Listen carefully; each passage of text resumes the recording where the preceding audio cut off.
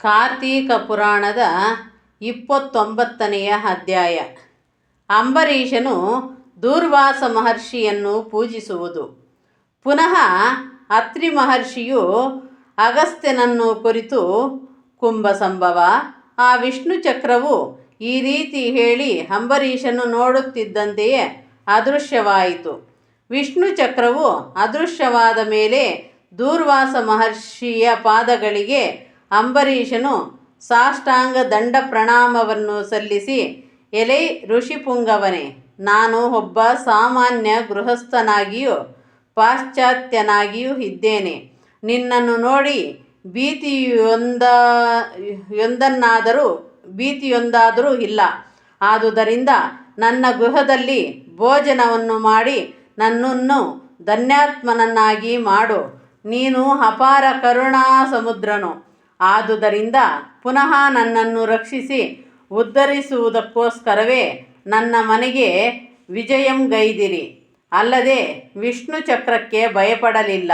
ವಿಷ್ಣು ಚಕ್ರಕ್ಕೆ ಭಯ ಹೊಂದಿದಂತೆ ನಟಿಸಿದೆಯಲ್ಲದೆ ಅದು ನಿಜವಾದ ಭಯವಲ್ಲ.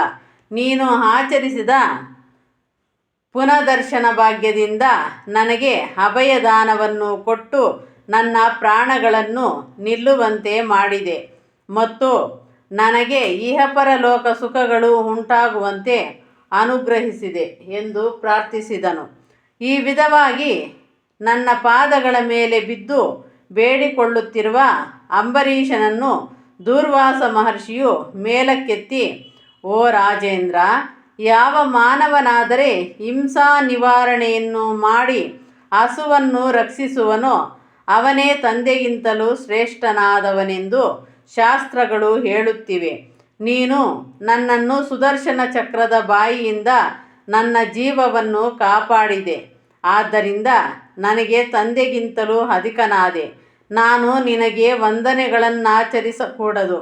ನೀನು ಪರಮನಿಷ್ಠ ಗರಿಷ್ಠನೂ ಧರ್ಮ ಮಾರ್ಗ ಪ್ರವರ್ತಕನೂ ಆದ ನಿನ್ನ ಮನಸ್ಸಿಗೆ ಕಷ್ಟವನ್ನು ಉಂಟು ಮಾಡಿದೆನು. ನಿನ್ನಂತಹ ಸದ್ವರ್ತನೆಯುಳ್ಳ ಮನುಜನಿಗೆ ಬಾಧೆಯನ್ನುಂಟು ಮಾಡಿದ ನನಗೆ ಹಿಂದೆಯೇ ಬಾಧೆಯುಂಟಾಯಿತು. ಹಾಗೆ ಉಂಟಾದ ನನ್ನ ಕಷ್ಟವನ್ನು ನೀನೇ ಅಲ್ಲವೇ ತೊಲಗಿಸಿದೆ. ಭೂತದಯಾಪರನು, ಬ್ರಾಹ್ಮಣದ ಭಕ್ತಿಯುಂಟಾದವನು, ಧರ್ಮ ಪಥದಿಂದ ರಾಜ್ಯಪಾಲನೆ ಮಾಡುವವನು ಆದ ನಿನ್ನ ಗೃಹದಲ್ಲಿ ನಿನ್ನ ಪಂಕ್ತಿಯಲ್ಲೇ ಭುಂಜಿಸುವೆನು. ಈ ವಿಧವಾಗಿ ಆ ಮುನಿಪೋತ್ತಮನು ಹೇಳಿ ಬ್ರಹ್ಮಜ್ಞಾನಿಯೂ ದಯಾರ್ಧಹೃದಯನೂ ಆದ ಅಂಬರೀಷನ ಪಕ್ಕದಲ್ಲಿ ಆಸೀನನಾಗಿ ಆತಿಥ್ಯವನ್ನಂಗೀಕರಿಸಿದನು.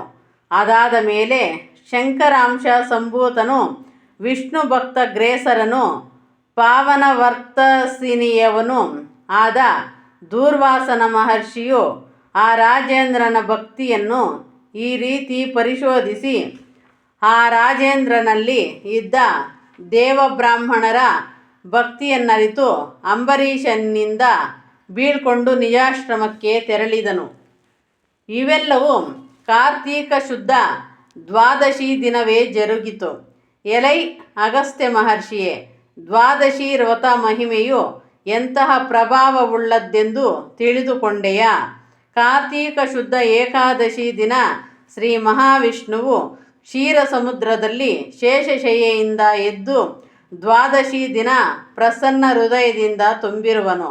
ಆದುದರಿಂದಲೇ ದ್ವಾದಶಿ ದಿನ ವ್ರತ ದಾನಾದಿಗಳಲ್ಲಿ ಯಾವುದನ್ನು ನಡೆಸಿದರೂ ಅಧಿಕ ಫಲವನ್ನು ಕೊಡುವುದೆಂದು, ವಿಧ ವಿಧವಾದ ದಾನಗಳನ್ನು ಮಾಡಿದ ಪುಣ್ಯ ಉಂಟಾಗುವುದೆಂದು, ಯಜ್ಞವನ್ನು ಮಾಡಿದ ಫಲವುಂಟಾಗುವುದೆಂದು ಹೇಳಿದನು.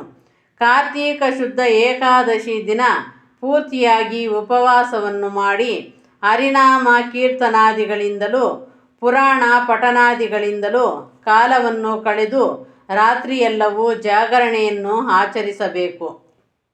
ತದನಂತರ ದ್ವಾದಶಿ ದಿನ ಶಕ್ತ್ಯಾನುಸಾರ ಶ್ರೀಹರಿ ಪ್ರೀತ್ಯರ್ಥವಾಗಿ ದಾನಗಳನ್ನು ಕೊಟ್ಟು ಬ್ರಾಹ್ಮಣ ಸಮಾರಾಧನೆಯನ್ನು ಮಾಡಿಸಿ 12 ಗಳಿಗೆಯೊಳಗಾಗಿ ಪಾರಣೆ ಮಾಡಿದವನು ಪಾಪದಿಂದ ಮುಕ್ತನಾಗುವನು.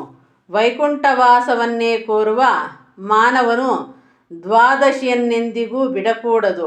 ಇನ್ನು ಏಕಾದಶಿ ವ್ರತವನ್ನು ಆಚರಿಸಿದ ಮನುಷ್ಯನು ದ್ವಾದಶಿ ವ್ರತವನ್ನು ಎಂದಿಗೂ ಬಿಡಬಾರದು. ಶ್ರೀಹರಿಗೆ ಪ್ರೀತಿಕರವಾದ ಕಾರ್ತೀಕ ಶುದ್ಧ ದ್ವಾದಶಿಯು ಎಲ್ಲ ವಿಧದಿಂದಲೂ ಬಿಡಬಾರದಾದು ಅತ್ಯಂತ ಶ್ರೇಷ್ಠವಾದುದು ಆಗಿದೆ.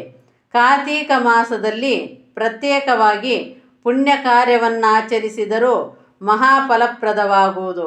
ಈ ಅಂಬರೀಷನ ಚರಿತ್ರೆಯು ಅತ್ಯಂತ ಪುಣ್ಯಪ್ರದವು. ಇದನ್ನು ಪಠಿಸಿದವರು ಕೇಳಿದವರು ಸರ್ವಪಾತಕ ಪರಿಹಾರವನ್ನು ಹೊಂದಿ ಇಹಲೋಕದಲ್ಲಿ ಆಯುರಾರೋಗ್ಯ ಐಶ್ವರ್ಯಾದಿಗಳನ್ನು ಸಮಸ್ತ ಸುಖಗಳನ್ನು ಅನುಭವಿಸಿ ಮರಣಾಂತ್ಯದಲ್ಲಿ ಮುಕ್ತಿಯನ್ನು ಹೊಂದುವರು.